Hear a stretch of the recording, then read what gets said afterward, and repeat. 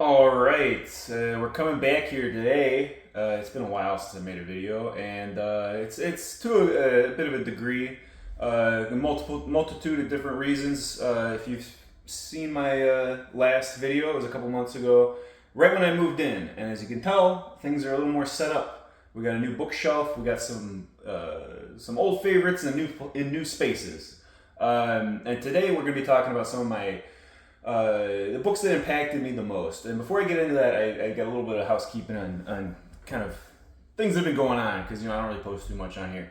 First off, beyond the whole moving thing, another reason why it's taken me so long is I've been working on a different project about one book that I mentioned already, but it's it's somewhere on this shelf, and I don't necessarily that's not done yet, and also it's because it's one book, a video focused on one book. I don't want that to be like the kind of return to discussing things and kind of a reintroduction, which gets me to my other point.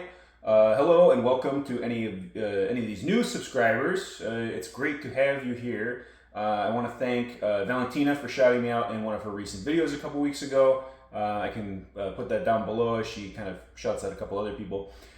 She has a lot of really great discussions on works in translation and whatnot, and I had sent her my video on the Northwestern University Press, and she brought up in that video actually to my attention that the Untranslated also shared my Sorokin video, which is also very nice. So if you've come here from either of them, thank you, welcome.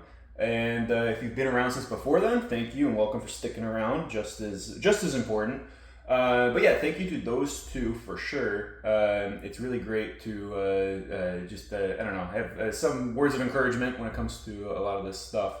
And I've had a decent viewing of some of my back catalog of videos. I would recommend though, just because it's my personal favorite, is to check out that Northwestern University Press video.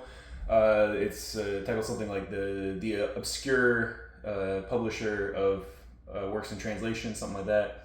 I think that one's done pretty well, and if you're interested in things like Sorokin, if you're interested in just works in translation in general, you might find it interesting. And I try to share as much information on those as I can. So without further ado, we're going to get back into the topic of today, which is the books that have impacted me the most. Which this is kind of a part two to my books that I enjoyed from school. And so that you can watch that one too, but I'm going to try not to cover too much of the same stuff. So like I'm not going to talk about Kafka, I'm not going to talk about Brave New World, stuff like that, which is stuff I talk about in that video.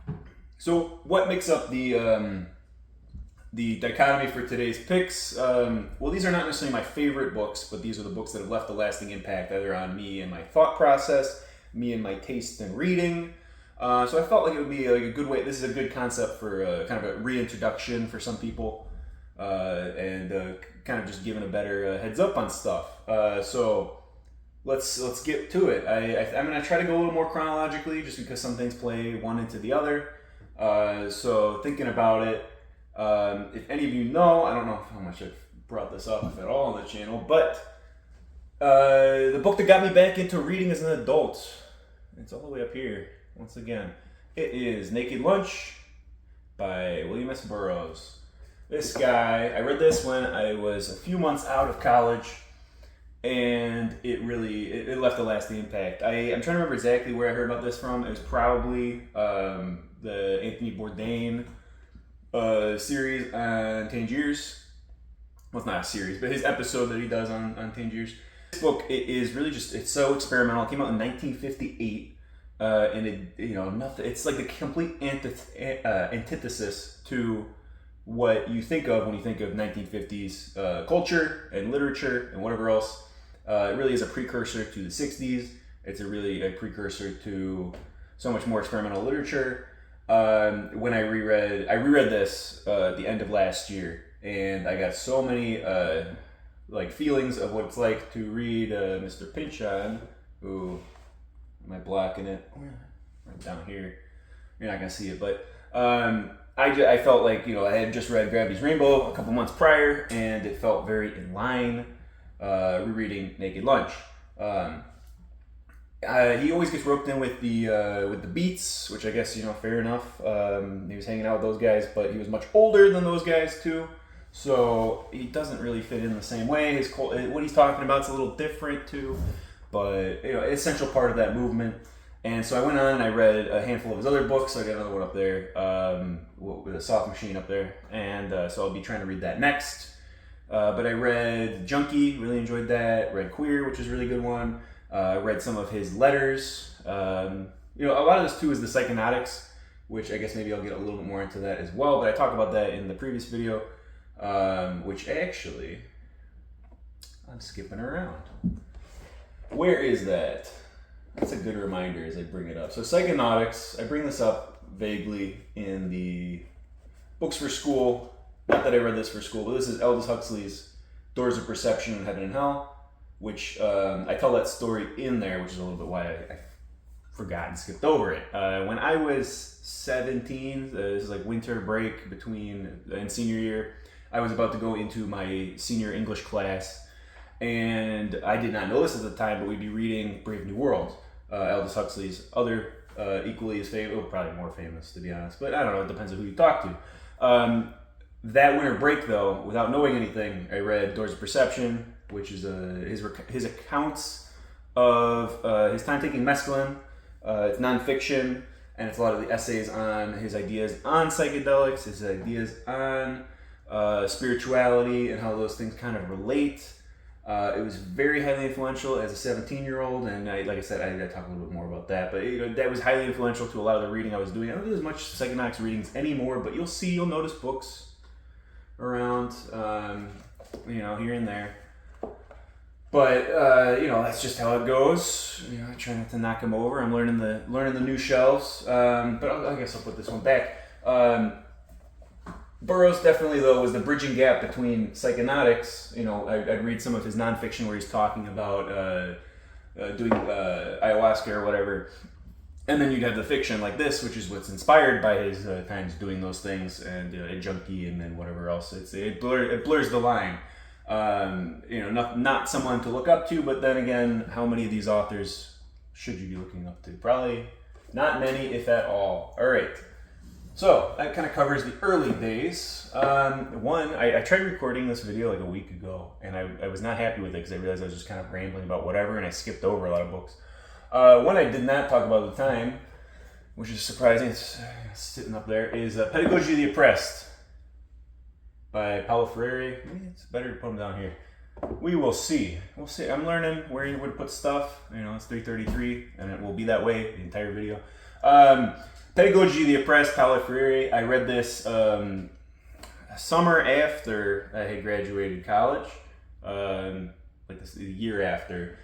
A summer of unemployment in a pristine economy, it wasn't that long ago, but compared to today's world of, all sorts of problems, and this was a pre-COVID world, but everyone was always saying it's the greatest economy ever, why don't you got a job, whatever else, and I spent the summer reading because wasn't getting anywhere, and boy, reading this when you're unemployed after college, after going through, being told this is, you do everything right, you're gonna get somewhere in this world. That kind of it hit different. So if you don't know, Pedagogy of the Oppressed, it came out in the late '60s. Paulo Freire, Brazilian author, and he wrote this. It's a very short book. It says 1 million copies sold. Very interesting, right? It's like, wow, this has been translated a million times. I don't remember. It's probably like early '70s, probably translated to English. I think it's only about 200 pages, but boy, it is a lot. It's not a quick read, at least not for me. It wasn't, and that was back then. It's been a while. I want to reread this. But the idea being that there are oppressors and oppressed. The two classes, the oppressed and the oppressor, and you fall into one of them, and sometimes that shifts around. Like I said, reading this, being unemployed out of college, it definitely hit different. But that's not to say too that you're like, oh, woe is me, because this book has inspired revolutions and against imperialism and whatever else. I'm not going to compare my own struggles of just being a layabout after college to the struggles of people fighting for their own freedom. If you're reading this in America, you definitely are a part of you're a part of both of them, and that's kind of what you learn is you are an active participant in both the oppressed and the oppressor, and that's why it's so impressive. I don't know. I highly recommend reading this. It radicalized me more than any schooling, any of those deviant liberal arts colleges and whatever else. It really inspired a lot of my other radical readings of other things around. I'm just pulling out stuff at this point. All right, let me put this back. What else we got? What's next? What else? Where should I go from here? So that was, I got an idea. This right here, this giant brick. I want to reread this. I want to maybe do a video on it because no one talks about the good old Illuminatus Trilogy by Robert Anton Wilson and Robert Shea. You know, this is a dual collaboration. It came out in 1975. I read this in 2020, early 2020, prior to COVID. I was at the Theosophical Society library here out in Wheaton, Illinois, and it's a very interesting library. I found it because I was at the time living in the suburbs and using their library system, and so you get books from all over the Chicago area, and it was. I was getting all these like books, you know, on psychonautics and spiritualism, the occult, whatever else. And I would always see this library come up, the Theosophical Society library, and so I thought I might as well go stop by and see what it's like. And I was walking around. They have a bookstore there. They have a really nice library. It is like 100 years old. They got a mural there that is like they recently refurbished it over COVID, but it is a great expansive mural over the entranceway where you got like DNA strands and Jesus and a woolly mammoth and crazy other stuff from like the 1910s. It is, and it's just a very like Ivy League, like wood furnished, like super nice library. Like I highly recommend anyone who's visiting the Chicago area. It's a must see, even though it's not really near anything else. But the reason I bring that up is I was in the bookstore, I was in the libraries. This book was everywhere, and as a fan of the vaporwave aesthetic, you know, this is textbook vaporwave. This cover is not the original. This is the combination of the three books together. There are three books there: the Eye of the Pyramid, the Golden Apple, and Leviathan. And this is the first time they were all combined together. Actually, I don't know if that's true. This is the most common cover you're going to see, though, and it's definitely my favorite because it's like, wow, you got a pyramid with an eye and some dolphins and a checkerboard. Let's see if we can pull that up. You know, it's a little inspiring, right? You know, most influential books. That's what we're talking about. Just in a weird void. And also I got down here, just finished reading it, did not enjoy it as much, is the sequel trilogy. The Schrodinger's Cat trilogy. Very similar cover. Not as good. I'd much rather have reread Illuminatus. Illuminatus, though, what is this? Why was this at a library for the Theosophical Society? I still don't know why they love it so much, but I certainly love it. It's a fictional story. This is these two guys, Robert Shea and Robert Anton Wilson, were editors at Playboy back in the late 60s. And back then, you know, you didn't have message boards, you know, you've got the internets. It's written because these guys, they were getting all sorts of submissions to the Playboy editorial where people would just send in the craziest conspiracy theories, all these like JFK assassination stuff about, you know, putting LSD in the water, and you know what really happened to Hitler after World War II, it was stuff like that. And so they decided to write a book about it. And so it's very impressive because this is written in the 70s and it is chock full of so much like obscure and occult information. Some of it is purposely misattributed or just like listed wrong in a certain way. And it just is like, you know, highly impressive how the research of it is. There's no wonder it took two guys to write this. And it's about 800 pages, but like I said, it's three books. And like I said, 1975, there are a lot of similarities to Gravity's Rainbow. And so people will talk about, you know, is this, like aping a little bit of the Atomic Pynchon out of this? And, you know, it's hard to say back in the day when, you know, in the 1970s, you know, it's not like everyone was like sitting there talking to each other. Always knew about what was going on. They didn't know that Gravity's Rainbow was already out. Like, I'm sure this was already being researched. And same with Thomas Pynchon too. You know, it's kind of like the same time period. Now, I will say that they're not as good of writers as Thomas Pynchon, but the ideas, they're crazy. A lot of it takes place in Chicago in both real and fictional places. There's a scene at Pioneer Court, which is a place downtown, and that's probably my favorite of the entire book. There's a whole section in the back of this, which, you know, I see like I seem to do quite well when I'm reading. from these books. The sun is going down though, so I'm not doing well light-wise. What I'm getting to is that in the last book in this trilogy, at the end, they are hosting a music festival out in Bavaria, Germany, in a home of the original Bavarian Illuminati. And this is supposed to be a European Woodstock. And it's very interesting. Look at this. Very occult. Lots of drawings and whatever. Finally found it. It is the beginning of book 3.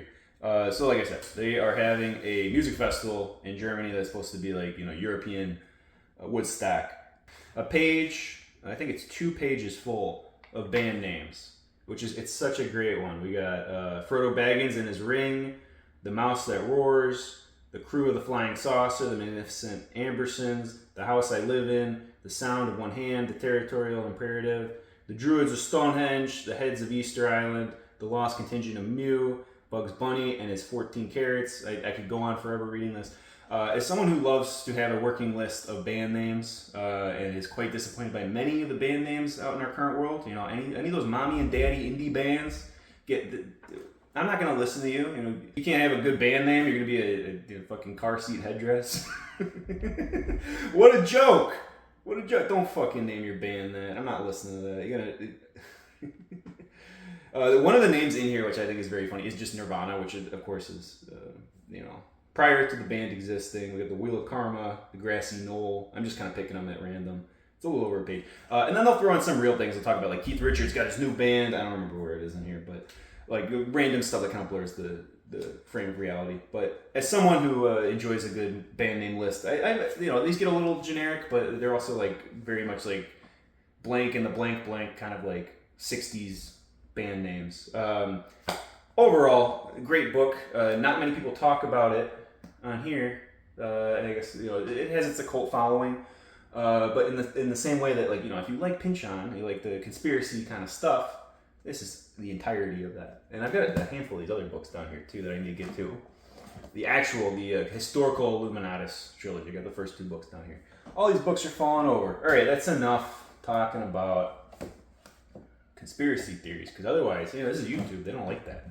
Or if they do, but I'm gonna get some weird people watching this video now. Hi, weird people. All right, what do we got? So that was 2020, and that really got me into the big books, the big boy books. Where they're talking too much about weird sex stuff and conspiracies and not really being able to write women properly, stuff like that. What else are we going to from there?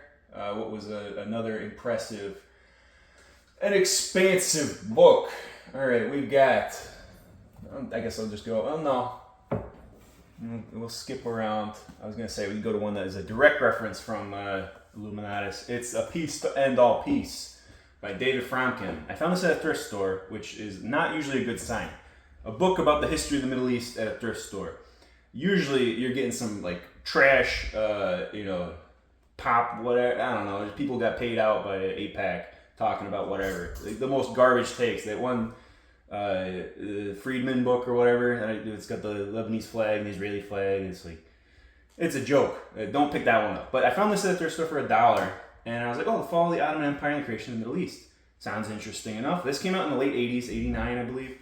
So it's not the most contemporary, but it's more so a history book. So it is for all you history, nonfiction enjoyers. Another pyramid. Another pyramid. I'm seeing a theme.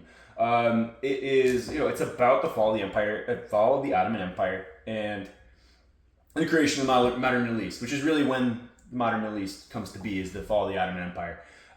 People love to talk about Roman Empire, whatever. It really is for me, it's the Ottoman Empire. Maybe that just talks a lot about who I am. God, this will not balance. Like I said, found it at their store. It's not the most amazing copy. I see this in the Middle East section, Middle East history section. This will not stay up. Pretty much any bookstore, so you can easily find this because people don't talk about this. It's not on your little cutesy, Palestine reading list kind of thing, but it should be. God damn it! I read this. God, it's not going to stand up, so we're just going to leave it right there. Can't even see it anymore. Like I said, so I wanted to read this because, like I said, I am of Arab ancestry. And this is about the same time period as when my ancestors came to America. And so I was like, I want to understand what that world is like. And also, how much do you know about Ottoman Empire, World War I, and the combination of the two? Nothing. They didn't teach you that in school. They didn't teach me that in school. Yeah, it's ridiculous. Because if you talk about World War I in general, which you really don't, it's going to be the Western Front, which is important. All this stuff's important. Or Franz Ferdinand. But do you know Ottoman Empire? Do you know about Anzac coalition forces? All that stuff that was going on, all the battles. That's really what this book is. I should have looked that good. It's a great history book. If you're someone who reads a lot of war history books, it goes through all the battles. That's the first half of this, and then the latter half is more of the analysis of how the modern Middle East came to be. And I think David Fromkin does a really good job. He's an American author of kind of lambasting the British Empire. There we go, and all the British politicians of the day. All the Churchills and whatever, and the Chamberlains, and the French too. You got Balfour and all that.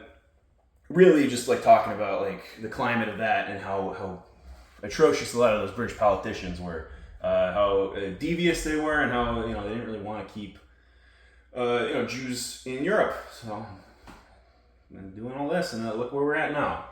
And I don't have any fun thing to pull out. The other book that if you watch that Northwestern University Press video, I'm hiding, not on this shelf. And yeah, so the creation of modern Middle East. I think it's a very interesting component. I wouldn't say this is the most definitive book in terms of wanting to learn about this, but I think it's very good if you want to learn about that point in history, especially the Ottoman Empire too. So you want to learn about the creation of places like Iraq and Turkey and Syria and just everything. It's not even just about what's going on currently, because it's everything.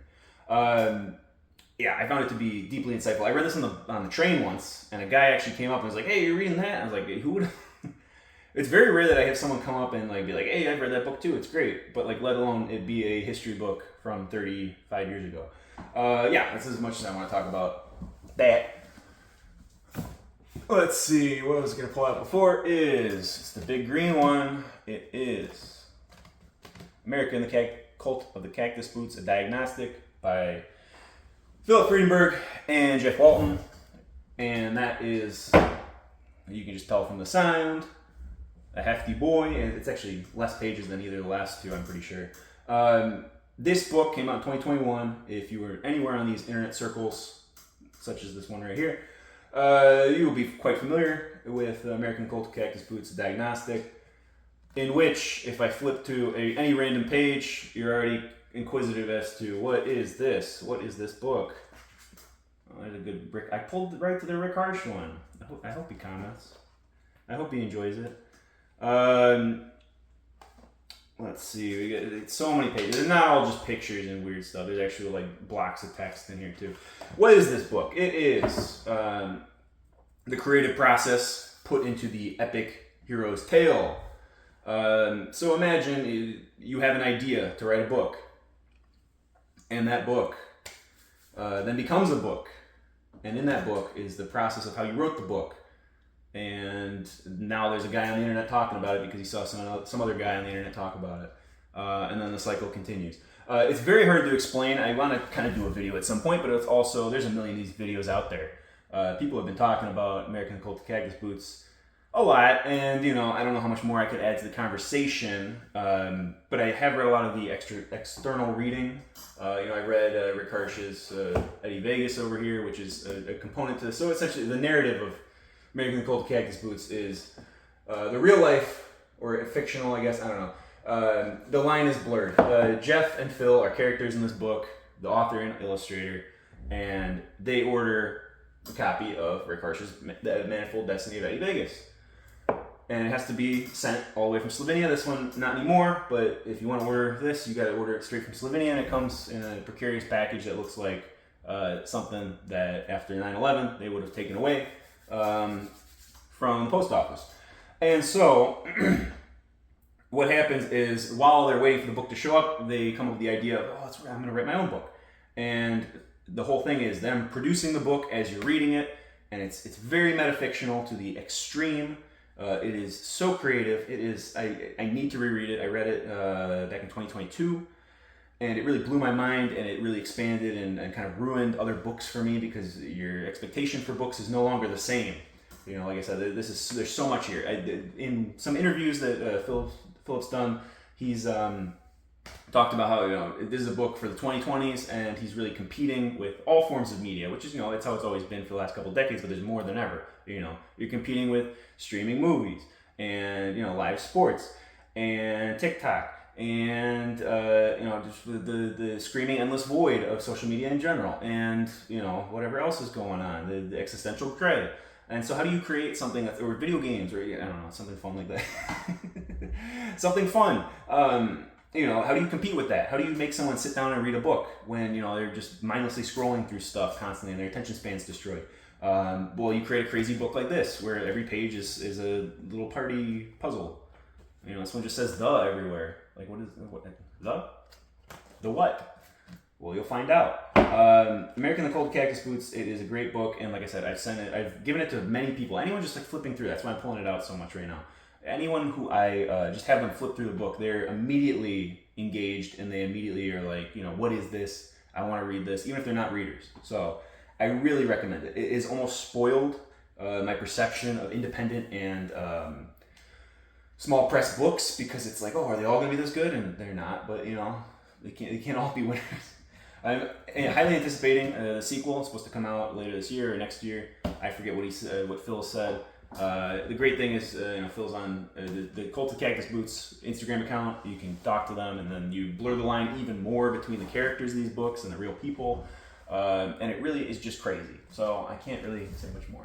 I'm realizing that all these books I'm pulling from are right next to each other. What else we got? And I'll finish it with an easy one, because it kind of ties into, it's not easy, but, you know, it's a little one. It's a little baby one. It is Trout Fishing in America. Trout Fishing in America, the Cult of the Cactus Boots, whatever you want to call it. By Richard Brautigan. This guy. The one and only. The fun guy. All right.